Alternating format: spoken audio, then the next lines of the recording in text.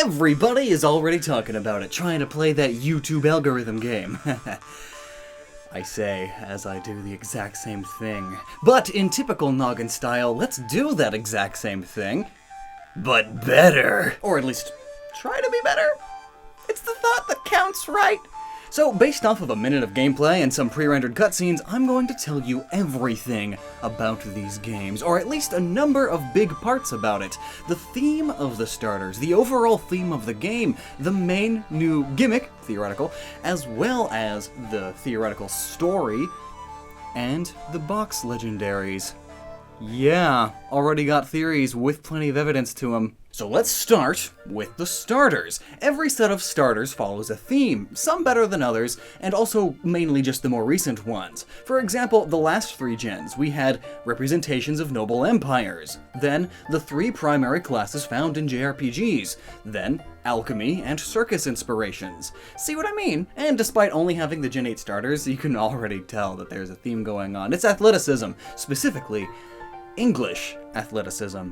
Just looking at the starters and what they do in the trailer tells us a lot about them, and the easiest one is the first one they showed, Score Bunny. Also, opinion, absolutely abysmal name. Super cute Pokemon though, probably the one I'm gonna get, but the name is just as bad as Incineroar and Talonflame. I'm sorry, up there in the top 10 worst names. Anyway though, it has the classic bandage over the nose thing that is commonly used in media, especially anime, as a way of getting across that a character is very active, very athletic, often clumsy. So, perhaps, since it's a rabbit, it's a runner. Or, more specifically, a soccer or rugby player, as the bandage over the nose thing is also very common in rugby. And soccer as we know it was invented in England. So was rugby. And this region, it's 100% England. It's like if England itself was an island, and it pulled in a few other parts, like Wales, but only a little bit. I'll leave that to the expert. England native Birdkeeper Toby, link to his channel down below. I had a conversation with him. His next video is about that specifically. Anyway, Grookey is revealed using its very perfectly straight stick to tap on a rock before darting off. Makes me think of cricket or baseball. Tapping the base with your bat is commonly seen in both. Its stick would make a pretty great bat too. The rock is the base, and of course you run away from the base. Also, cricket was invented in England. Also, he's a green rookie monkey, hence the name Grookey. Rookie is often used to refer to inexperienced sports players. The sort of loosest one, though, is Sobble. I mean, there is athletic swimming, and even water polo, which is like aquatic rugby, and was also invented in Great Britain. It does do this sort of pose with its hands, too, and then darts off. Again, a very rugby thing. And no wonder it sobs because it loses its sports because it's inexperienced. Maybe if it actually picked up the ball instead of wobbling around. Alright, that one was a stretch. But overall, the theme of historic English sports? For sure. And on that note, all of the gyms share this symbol. This symbol that is also in the Japanese logos for the games. Which is important, as the Japanese logos for Sun and Moon had the Z crystals, and it was the new gimmick that gen. The Japanese logos for X and Y had the Mega Evolution symbol, the new gimmick for that gen. So, this new symbol is the new gimmick. And earlier I put gyms in quotes because I don't think these are gyms. These are stadiums. They are all predominantly round, shaped very much like soccer stadiums. Plus this outfit. This scene here just screams FIFA to me. Perfectly befitting of the athletics theme and the England theme. And one of the battles we see looks like it's taking place in this stadium, so perhaps not gyms, but stadiums.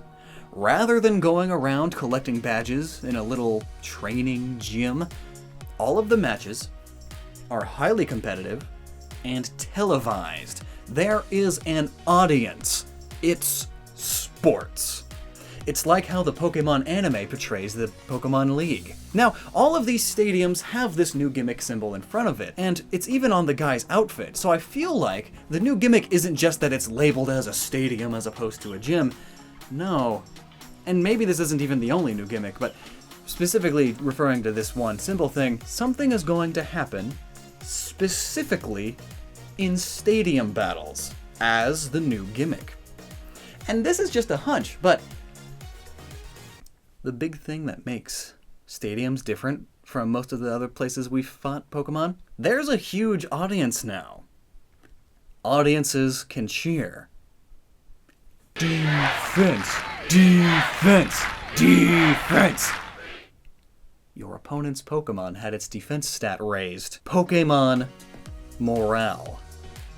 Perhaps there's more to battling in a stadium than just click the attack that does the most damage. You gotta make it flashy and interesting too. Get the audience on your side so they cheer for you. Offense! Offense! Sword and shield. Offense and defense. I'm not sure of the specifics of how that would actually work out in a battle. Perhaps just not using the same move over and over, or maybe certain combos of moves in certain orders work better. Who knows? I'm not a game design expert. Alright, enough with that. We may elaborate more in a later video, a non-rushed one. For now, let's move on to the non-sports themes. The whole region is interesting as there's a lot of industrial tech.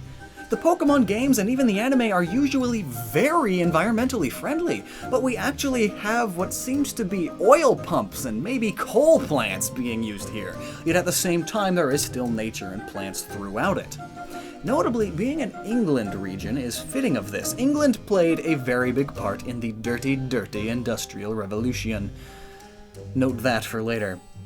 England also has a remarkably famous religious history. Faith has always been a very important aspect to England for as long as it's been England. Heck, even before modern religion took over their culture, you have Stonehenge, which is so famous that there has to be a reference to it somewhere in the game. But notably, there is also the Carne Abbas giant. I'm probably mispronouncing that terribly, but it's what the big Pokemon drawing on the hillside is based on, and in reality, it's a Saxon deity, a god. Perhaps the legendary Pokemon of this region, or whatever this is similarly a god to the local people. Now, we already have another video planned on this thing specifically, and it's gonna take forever, so stay tuned. For now, though, keep this in mind.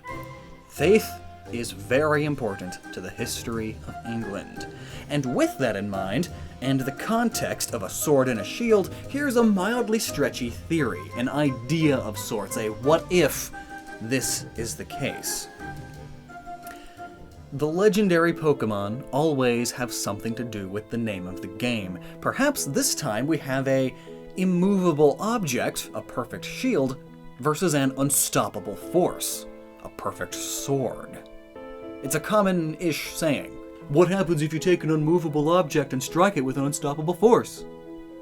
It's a thought experiment thing that I think is pretty common. I've known it since I was like 7. Is it common? I'm not talking to anyone. And then similarly to how we had Black and White have its story around it summarized as truth versus ideals, and life isn't black and white, maybe this time around we'll have an equally as deep story, one that touches on issues such as nature versus technology, as we sort of see in the trailer. Perhaps even faith versus science. Perhaps balance despite differences. Balance between opposites, or supposed opposites. Or, to combine all of these ideas, perhaps the unmovable object is this deity. The legendary Pokemon acting as a deity, empowered by faith. It's stronger the more people believe in it. Just like this new gimmick where you're cheering on your Pokemon in stadium battles, and perhaps this deity is the protector of nature in this region, the perfect shield. But then, here comes the unstoppable force, human willpower. A common theme as something unstoppable in anime. At least, as Gurren Lagann would like to put it. Human willpower, human progress, technology, science, and with it, we get not our first man-made Pokemon, or our first man-made legendary Pokemon, but our first man-made box legendary Pokemon. And it is a representation of everything many of those in mankind have fought for. Constant progress and advancing in tech. Now they have the ultimate Pokemon through their own hands. an unstoppable force. The perfect sword. And there's the possible idea behind whatever the box legendaries are going to be. And the story revolves around finding balance between the two. And this struggle of tech versus nature may even play a role in your own battling and Pokemon stuffs. Do you let technology take over your Pokemon? It technically makes them stronger, but if you let them be normal, natural, they have better morale in the stadium battles. As I said, people in Pokemon media are very environmentally friendly already, so suddenly having a region that isn't just points to all of this more. But that's not the only thing I have to say about the box legendaries, or perhaps even the themes. The game logos have two wolf-looking heads adorning the sword and the shield. Two opposing wolves. I've previously mentioned in a big 4+ hour overarching Pokemon theory set that this would happen eventually. Perhaps they are a reference to Skull and Hati, I'm probably mispronouncing those, of Norse myth. The bringers of the end. The bringers of Ragnarok. At least a part of it. Notably, England has a history of being invaded by the Vikings an uncountable number of times. Plus, this would flow well. The Gen 6 legendaries were based on the mythical creatures of Yggdrasil, the Norse Tree of Life, and then Generation 7 was Sun and Moon. And these two wolves pursue, chase down, hunt the Sun and the Moon. So it all flows pretty well. Perhaps into an even bigger tale that is slowly unfolding. Though of course it's all theoretical. Now then, I do have one other video that is posting later today that isn't about Gen 8, but it is a somewhat related theory nonetheless. As in, it's a big one, so don't miss that amongst all of the reaction videos to the Direct that are going to be posting all throughout the day. I'll link to it here when it goes live. I'm off to bed now. Haven't slept in like 34 hours. Too busy using my noggin. Thanks for watching. Let me know your thoughts down below or if you have anything to add, and stick around. Lots of amazing content headed your way. The hype train. Love you all. Bye.